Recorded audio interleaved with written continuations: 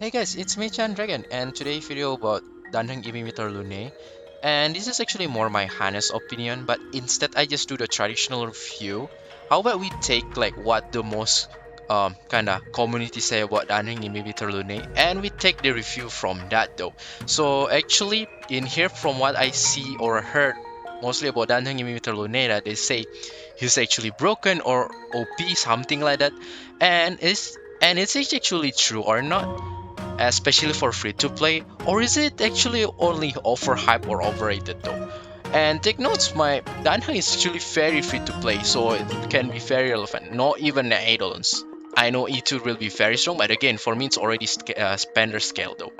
So before I start, I will state first what is my standard of broken or OP character, because I believe each of us have a different standard. For me, uh, for the OP or broken character, they have to be high PS, and second, they have to be flawless and has no disadvantage, meaning they can work off most of the situation though. So whatever strategy, whatever team they can just put there, they just can work though.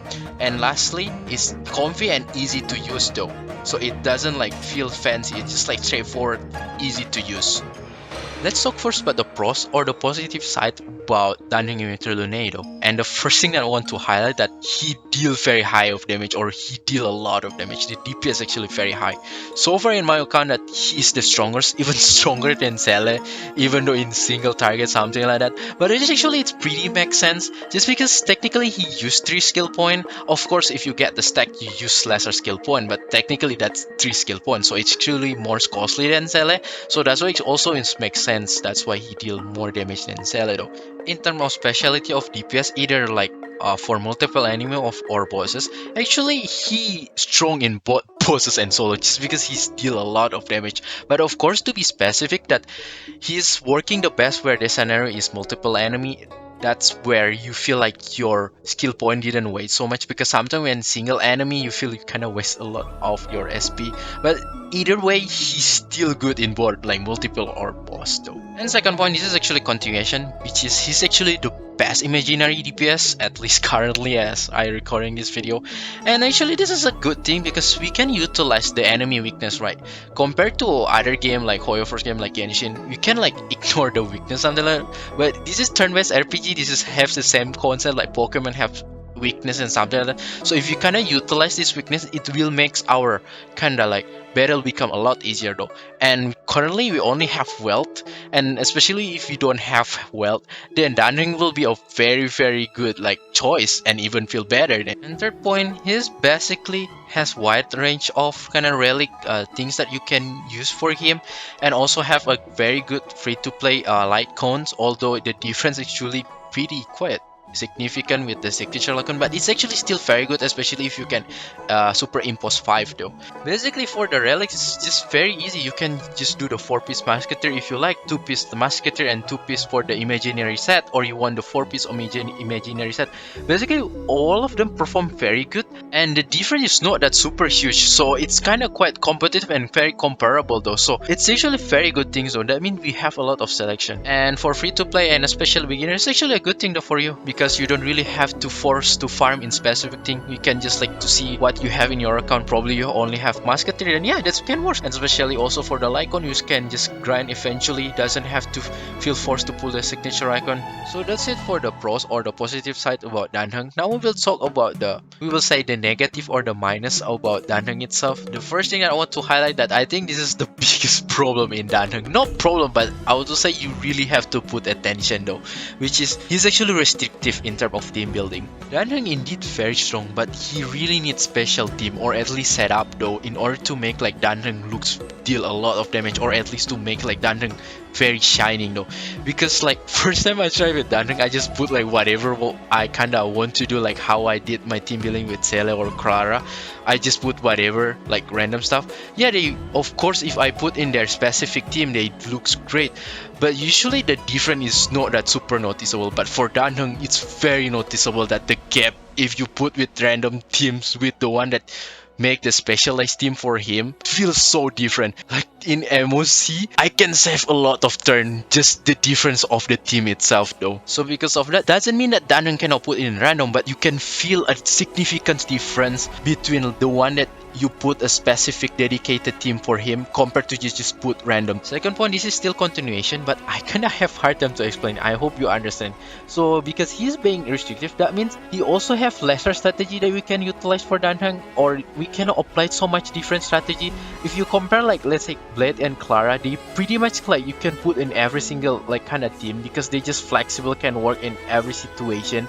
But like Dan Heng cannot, because he really needs special team. That means he cannot like really working in every single strategy. That means it's not really that flexible. I hope you kind of understand in that. And the third point, this is actually I think all of you already noticed, which is he actually SP hungry type of character, but of course with the trade-off that he will deal a lot of high damage though. But my highlight in here is not because SP hungry though, but this is more into like because he's SP hungry or skill point hungry, you need a good management in terms of your skill point though. So it's not really that super comfy that other character, let's say like Blade, that's very comfy, very like skill point positive, you can save a lot of skill point, but him, you cannot really unga-bunga. You need to pay attention with your skill point. If not, you cannot unleash your true power or your true like high damage though, because you don't have any SP. So yeah, need a good SP management. And lastly, this is actually not really important for some of you, but I think it's quite worth to mention, which is his auto. It's not really that great. Like Dan Heng Imbibitor Lunae, auto, it's not really that smart, just because he is very SP hungry, and most of the auto is just so stupid, keep spamming SP, and in the end sometimes when Dan Heng turn, he don't have any SP anymore, and which means that he cannot unleash the true power, right? So because of that, yeah, that's quite, I would say, triggering, especially if you want to use auto for the high difficulty content. It might be messed up your run, or even you can be loose just because the AI being dumb. So that's it about the cons about Dan Heng though. And now we'll move to the real deal, which is it actually Dan Heng broken or OP? Well, I think all of you will hate me, but I don't care. If you hate me, feel free to hate me, but I'll say he's not broken, he's not OP, just because I have my own reasoning. Why? He is indeed very strong, I will not deny, I already say again. But if you look again my standard, it's not about dealing high of damage. Healing high of damage is on only one of category, but there's other category that he need to fill him though. So don't get me wrong, he deal a very high DPS, but his high damage comes with the sacrifice or the drawback itself though, which is first I already said from the concept. He has the restrictive team though, because if you just put random team, the damage difference will be so far away though. So you really need specific team. Imagine you don't have the specific team, that means your Dano will not look that great. And also I already mentioned that the SP hungry though, which I feel like it's actually pretty balanced though, with the kind of trade-off of like restrictive SP hungry, and I feel it's balanced, it's not broken at all, because in the end he still have this advantage though,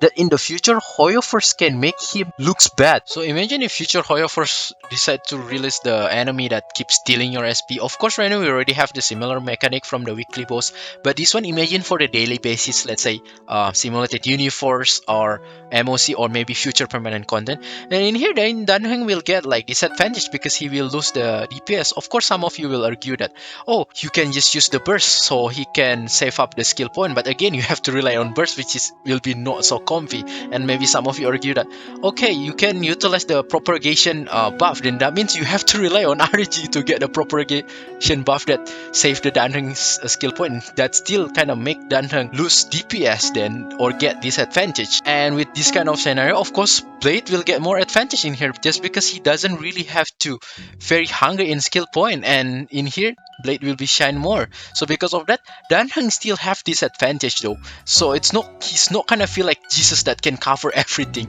He still have some of flaw and doesn't feel, I feel like it's kind of broken or can cover everything. So if you kind of play game like Genshin Impact, he's not kind of feel like Shangli or Xingqiu, where I almost don't know what is the weakness of them just because they are so flawless. But Dan Heng still have some of flaw though, which in my opinion is actually a very good thing though, because yeah, I admit he's already power creep and supposed to be a new character to be power creep, but in the end also he still have like weakness or kind of drawback or sacrifices from his power creep, which that means also like it doesn't feel like mandatory for you to pull though, because his power creep still have weakness. So from that weakness, other characters still have opportunity to shine though. I already mentioned before, let's say maybe in the future we have enemy that keeps stealing your SP, then Blade will be a good choice. That mean in here, although yeah, Blade probably damage will not as high as Dan Heng, but at least in this kind of situation, Blade still a solid kind of choice of your character that doesn't feel wasted though if you already pull for him, and that's a good thing, because in my opinion, for Honkai style, it's a little bit different with other Hoyoverse game, especially if you come with from let's say Genshin Impact or Honkai Impact, that we mostly only prioritize DPS. You can almost deny your healing.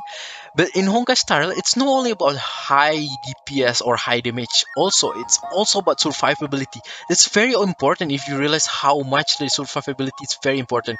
Especially if you play MOC or the latest, the Swarm one, you really need to survive. I literally died. Not because damage, I died. And also like how we can take advantage from the enemy. Let's say their weakness. Let's say maybe they imaginary weakness, fire weakness. We can utilize that. And also the gimmick about certain of the enemy, like maybe some of them have like we have to kill the minions so they will have a reduced defense.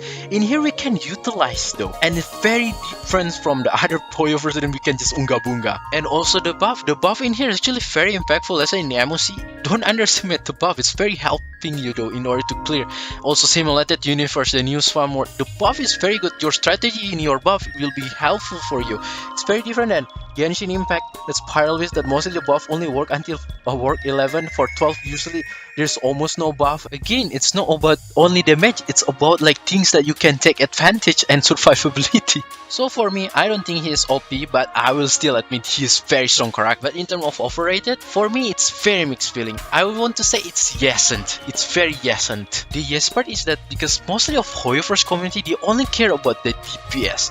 They only feel like if the character deal a lot of damage, it's just solve everything. They feel it's kind of like say kind of Genshin Impact. Of course, Genshin Impact, if it can deal a lot of damage, okay, you can just deny everything. But Honkai Star, I already say before, it's not something like that. It's not only about damage, but also utilize your strategy, survivability. So there's other stuff though. It's not same like other Hoyoverse game.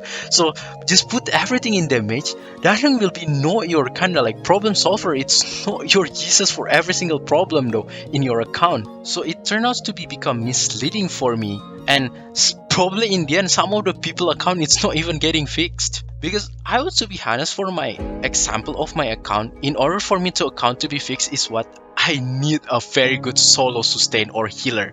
And in this case, I don't even need Dan Heng Imbibitor Lunae. I really need Locha. If I have to be honest, I kind of feel like if I want to deny husband or waifu, then I will for sure will pull Locha. Just because I don't really like Locha, I didn't pull though. So that's why I really aiming for Fushuan right now to solve my account problem. And the part where I find like it's actually not actually overrated, because he's actually very solid DPS. He deals very high amount of damage, but of course I will say with the trade-off, as long you can put in the right team. And also we don't have so much like imaginary unit, and especially for the DPS only Welt and Dan Heng right now, so getting Dan Heng also very good additional for the you can cover the wider range to like and get advantage from the imaginary weakness. So pretty much that's it though for my review about like Dan Heng Imbibitor Lunae. And let's move to the my verdict or my end of my word.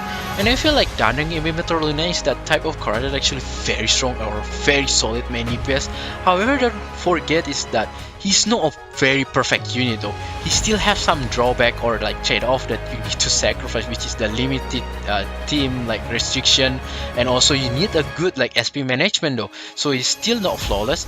And I want to give you advice that if you feel like you don't like Dan Heng or you don't like kind of the gameplay, don't feel too forced to pull him though. Just because I already say he's not a flawless character though. You can literally survive without him though. And also you don't have to feel so bad if you already pull the past character, let's say a Blade or G-Man, because I already say before, those characters you can still utilize in the future. So if you ask me, are you satisfied with Dan Heng Imbibitor Lunae? Of course I'm satisfied though, because I feel like I kinda like his kit design overall, because he's dealing a lot of damage but he still has consequences or kinda drawback or trade-off though. So that makes him still has weakness. And also he has Dragon team.